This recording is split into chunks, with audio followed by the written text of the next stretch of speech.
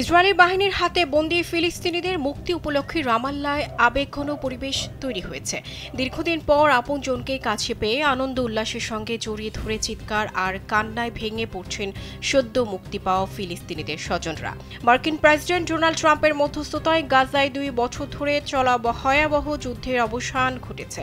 যুদ্ধবিরতি চুক্তির অংশ হিসেবে গাজায় বন্দী থাকা সর্বশেষ 20 ইসরায়েলি জিম্মিকে মুক্তি দিয়েছে ফিলিস্তিনি গোষ্ঠী।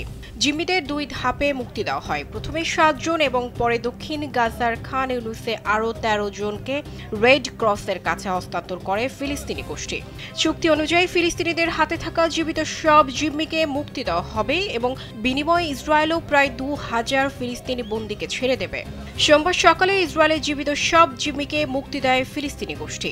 এরপর দুপুরে ইসরায়েলের কাছ থেকে মুক্তি পাওয়া ফিলিস্তিনিদের বহনকারী 2টি বাস পশ্চিম তীরের রামাল্লায় পৌঁছায়। ইসরায়েলি বাহিনীর হাতে বন্দী 1950 জন ফিলিস্তিনিকে মুক্তি দেওয়ার প্রক্রিয়া শুরু হয়। বন্দী ফিলিস্তিনিদের বহনকারী 38টি বাসের মধ্যে 2টি বাস ইতিমধ্যে ফিলিস্তিনি রামাল্লায় পৌঁছেছে। যে 1950 ফিলিস্তিনিকে মুক্তি দেওয়া হচ্ছে তাদের মধ্যে 1700 জন আটক এবং 250 জন কারাবন্দী ছিলেন বলে জানা গেছে।